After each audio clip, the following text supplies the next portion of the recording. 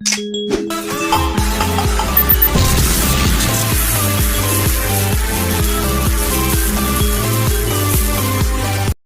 दोस्तों, नमस्कार। स्वागत है आपका मेरे YouTube चैनल प्रोफेसर HR में। अगर अभी तक आपने मेरे चैनल को सब्सक्राइब नहीं किया है तो इसे सब्सक्राइब कर लें और साथ ही बेल आइकन को भी प्रेस करें ताकि आपको मेरे चैनल की हर नई नोटिफिकेशन मिलती रहे। तो आइए आगे बढ़ते हैं। आज मैं बात करने वाला हूँ BA फर्स्ट ईयर के पाठ्यक्रम में निर्धारित पाठ्य पुस्तक प्रयोजनमूलक हिंदी के अंतर्गत प्रारूपण लेखन की। तो जानते हैं प्रारूपण लेखन क्या होता है। सबसे पहले बात करेंगे इसके अर्थ की। अंग्रेजी के ड्राफ्टिंग शब्द को हिंदी में प्रारूपण कहते हैं।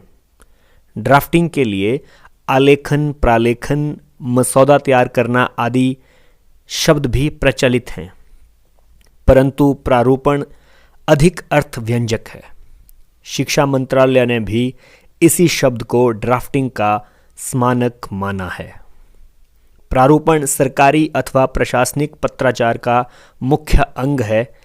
इसका अर्थ है प्राक-रूप अथवा पत्र का कच्चा या अंतिम रूप। सरकारी कामकाज में टिप्पणी आदि के आधार पर किसी पत्र का प्रारूप अर्थात पहला कच्चा रूप तैयार करने का कार्य प्रारूपण कहलाता है। इसके बाद बात करेंगे परिभाषा की।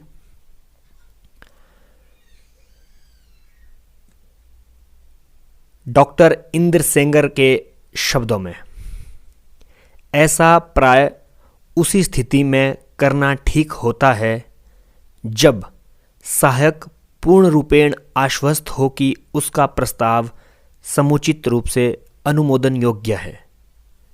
यह था अर्थ और परिभाषा।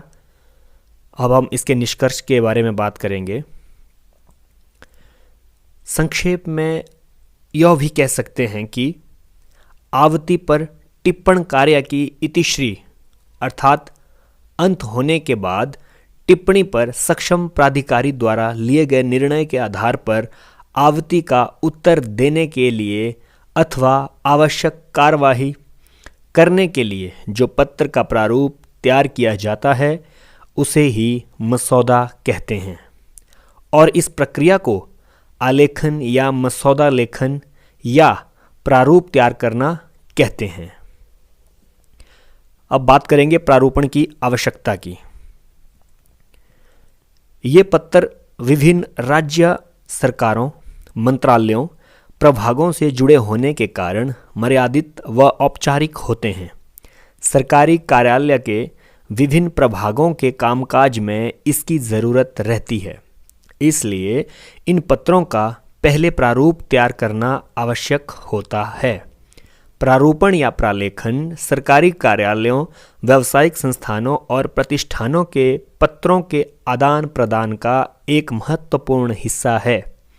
कई संस्थानों में कार्य करने वाली, भाषा को लिखने वाले, सहायता करने वाले, ऊंचे पदों पर बैठे अधिकारियों के लिए इस भाषा का सभ्यतापूर्वक ज्ञान होना अति आवश्यक है।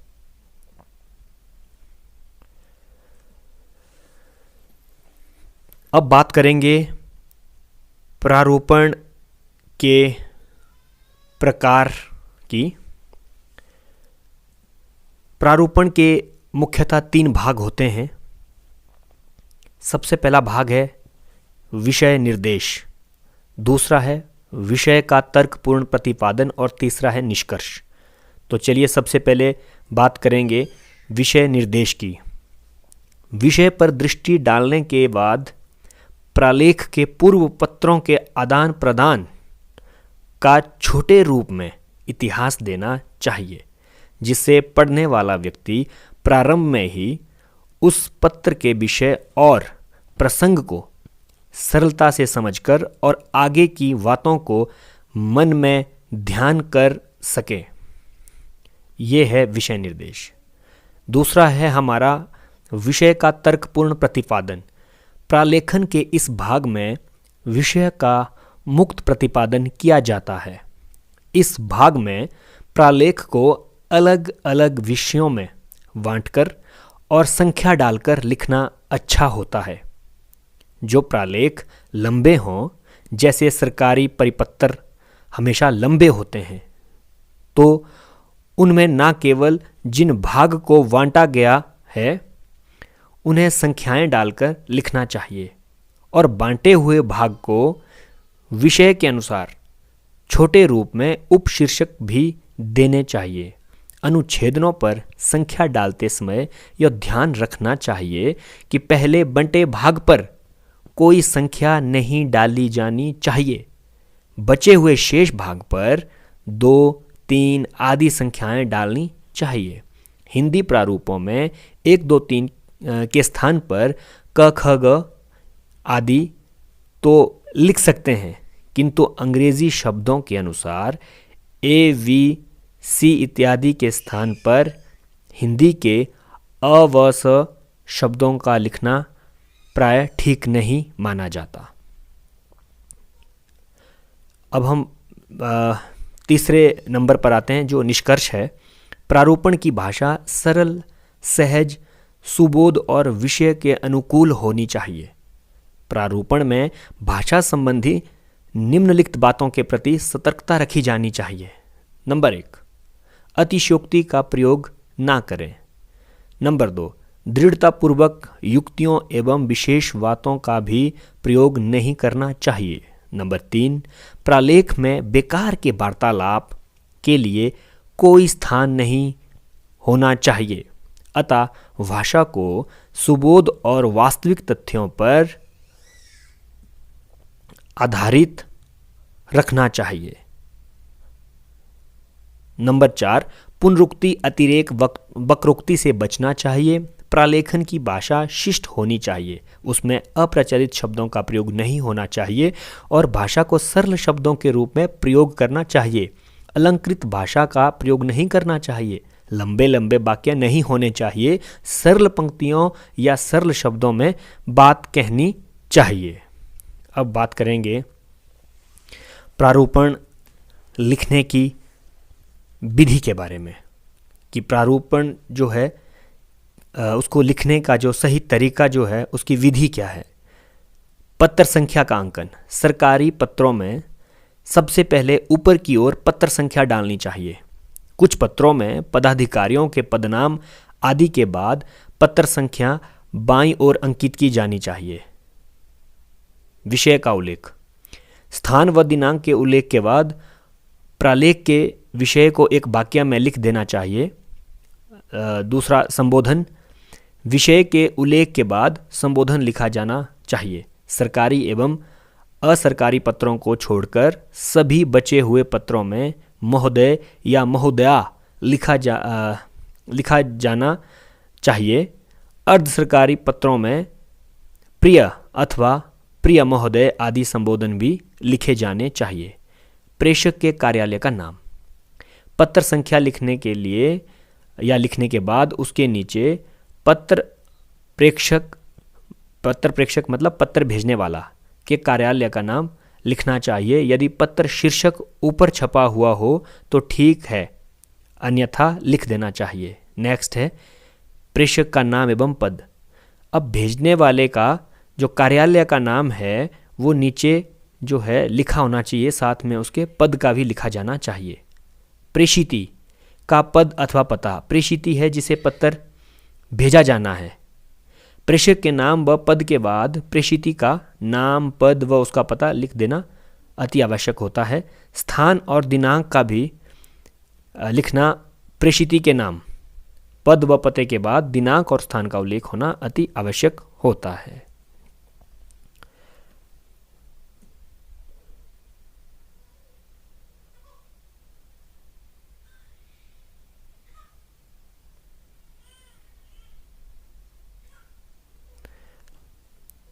नेक्स्ट है संलग्न सूची। यदि पत्र के साथ कुछ संलग्न भेजे जाते हैं तो हस्ताक्षर के नीचे उनका उल्लेख होना चाहिए। पृष्ठांकन है नेक्स्ट। मूल पत्र की प्रतिलिपि किन किन को भेजी जा रही है, इसकी सूचना प्रेषिती को मिलनी अति आवश्यक है। इस सूचना को पृष्ठांकन कहते हैं। अतः पृष्ठांकन में जिनको प्रतिलिपियां भेजी गई हैं उनका पूरा उल्लेख कर देना चाहिए। कभी कभी पृष्ठांकन अलग अलग भी किया जाता है। ऐसी स्थिति में उस पर अधिकारी के अलग से हस्ताक्षर होने चाहिए। नेक्स्ट है मध्य भाग के 3 अंश। नंबर 1 संदर्भोल्लेख, नंबर 2 विषय का तर्क सम्मत प्रतिपादन और नंबर 3 है इसमें निष्कर्ष। अब है प्रारूपण के गुण। अच्छे प्रारूपण के क्या गुण होने चाहिए, तो देखते हैं अच्छे प्रारूप के लिए किन गुणों का होना आवश्यक है। नंबर 1 है परिशुद्धता, फिर है सरलता, स्पष्टता, प्रभाव उत्पादकता, शिष्टता, विशिष्ट भाषा शैली, संक्षिप्तता तथा स्वतःपूर्णता। ये सब गुण उस प्रारूप में होने चाहिए। तो चलिए आगे बढ़ते हैं।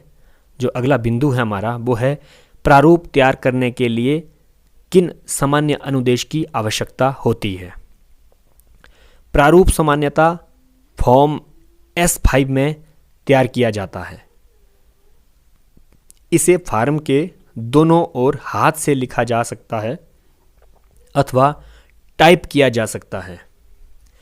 फार्म ना मिलने पर इसे सादे कागज पर लिखा जाता है। तैयार प्रारूपों को फाइल में रखकर उन पर अनुमोदनार्थ प्रारूप को पताका लगा देनी चाहिए। एक से अधिक प्रारूप होने पर अनुमोदनार्थ प्रारूप 1, अनुमोदनार्थ प्रारूप 2 आदि की पताकाएं लगानी चाहिए। प्रारूप सदा फाइल में रखकर भेजा जाना चाहिए। गोपनीय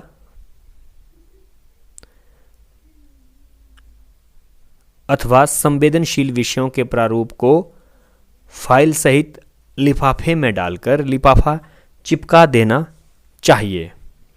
लिफाफे पर गोपनीय शब्द भी लिख देना चाहिए। किसी पत्र का उत्तर देते समय प्रारूप का अथवा अंतिम संदर्भ का पर हवाला दिया जाना आवश्यक है। पृष्ठांकन में तो अंतिम संदर्भ का उल्लेख आवश्यक है। आवश्यकता होने पर प्रारूप को अनुच्छेदों में विभाजित किया जा सकता है। पहले अनुच्छेद को छोड़कर अन्य अनुच्छेदों पर संख्या 2, 3, 4 अथवा क, ख, ग लिखा जा सकता है। यदि प्रारूप के साथ सहपत्र हो तो पार्श्व में बड़ी रेखा खींच देनी चाहिए और स्वच्छ प्रति फेयर कॉपी में सीधी रेखा सहपत्र पत्र के साथ संलग्न कर देना चाहिए। प्रारूप के अनुमोदन स्वरूप संबंधित अधिकारी को अपने अध्याक्षर कर देने चाहिए। कभी कभी सक्षम अधिकारी सहायक द्वारा भेजे गए प्रारूप में संशोधन कर देते हैं। कर्मचारी को इसे अपमान ना समझकर उससे कुछ सीखने का प्रयास करना चाहिए। एक अनुच्छेद में एक ही प्रसंग अथवा प्रश्न पर विचार किया जाना चाहिए। एक प्रसंग के अनेक पहलू होने पर उसे उप अनुच्छेदों में बांटा जा सकता है। यदि वास्तविक पत्र के साथ कुछ संलग्न करना हो तो प्रारूप में उसका उल्लेख कर देना चाहिए। अर्ध सरकारी पत्र के अतिरिक्त किसी भी अन्य पत्र को अधिकारी के नाम से ना भेजकर पदनाम से ही भेजना चाहिए। फिर आता है अंत में प्रारूप का स्वरूप, कि प्रारूप का स्वरूप कैसा होना चाहिए। चलिए बात करते हैं। प्रारूप को आकर्षक, रोचक एवं प्रभावशाली बनाने के लिए हमें निम्नलिखित बातों का ध्यान रखना आवश्यक होता है। प्रारूप में भाषा पर विशेष ध्यान दिया जाना चाहिए। प्रारूप को संयत होना चाहिए। प्रारूप में विषय के सभी बिंदुओं, विचारों को अलग अलग अनुच्छेद में लिखा जाना चाहिए। अनुच्छेदों में संख्या नहीं डाली जाती, किंतु एक बात पूरी होने के बाद अनुच्छेद परिवर्तन कर देना चाहिए। प्रारूप तैयार करते समय यह ध्यान रखना चाहिए कि यदि पत्र या प्रकरण से संबंधित कोई विवरण पहले से उपलब्ध हो तो उसका उल्लेख भी प्रारंभ में कर देना चाहिए। प्रारूप को प्रस्तुत करने में जिस भाषा का प्रयोग होता है वह सरल होने के साथ साथ विनम्र और शिष्टपूर्ण भी होनी चाहिए। लेखक को भाषा के अनावश्यक हस्तक्षेप से बचकर विषयनिष्ठ भाषा का प्रयोग करना चाहिए, ना कि विषयनिष्ठ होकर। भाषा वाच्यार्थ प्रतिपादक होनी चाहिए। अलंकारिक भाषा, अतिशयोक्ति तथा प्रविशेषण प्रयोगों से बचना चाहिए। तकनीकी शब्दों का जहाँ प्रयोग आवश्यक हो उन्हें वहीं पर प्रयोग करना चाहिए। चलिए अगला बिंदु है हमारे पास, प्रारूपण में वाक्य विन्यास पर ध्यान देना अति आवश्यक है। दो अर्थ वाले शब्दों का प्रयोग वाक्य में नहीं करना चाहिए। वाक्य रचना अन्य पुरुष में करें। जो कुछ कहना हो साफ साफ कहा जाए और कम से कम शब्दों का प्रयोग हो। प्रारूपण में यदि पूर्ववत या पूर्व निर्णय का उल्लेख आवश्यक हो तो उसे मूल रूप में ही प्रस्तुत करना चाहिए। प्रारूपण के अंत में निष्कर्ष देना अति आवश्यक है। सबसे ज़रूरी बात यह है कि प्रारूप को विषय का स्पष्ट ज्ञान होना चाहिए। प्रारूपक को विषय का स्पष्ट ज्ञान होना चाहिए, जिससे प्रारूपण में अस्पष्टता नहीं रहती। प्रारूपण में संदर्भ, क्रमांक, दिनांक तथा साक्ष्य की भूल नहीं होनी चाहिए। ये सभी अपने आप में पूर्ण और स्पष्ट होने चाहिए। प्रत्येक सूचना, तथ्य एवं निर्देश का पूर्ण ज्ञान रहना इसलिए आवश्यक है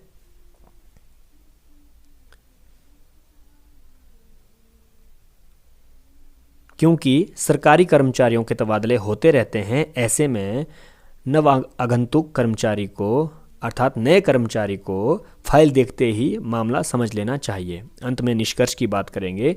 अतः स्पष्ट है कि प्रारूपण में भाषा पर विशेष ध्यान दिया जाता है। भाषा सरल होने के साथ साथ विनम्र और शिष्टपूर्ण भी होनी चाहिए। लेखक को भाषा के अनावश्यक हस्तक्षेप से बचकर विषयनिष्ठ भाषा का प्रयोग करना चाहिए, ना कि विषयनिष्ठ होकर। इसलिए इसके वाक्य भी छोटे छोटे होते हैं। साथ ही एक अच्छे प्रारूप में परिशुद्धता, सरलता, स्पष्टता, प्रभाव उत्पादकता, शिष्टता, विशिष्ट भाषा शैली, संक्षिप्तता तथा स्वतःपूर्णता जैसे गुण विद्यमान होने चाहिए। तो चलिए आज का जो हमारा विषय था प्रारूपण यहीं पे संपन्न होता है। बहुत बहुत धन्यवाद।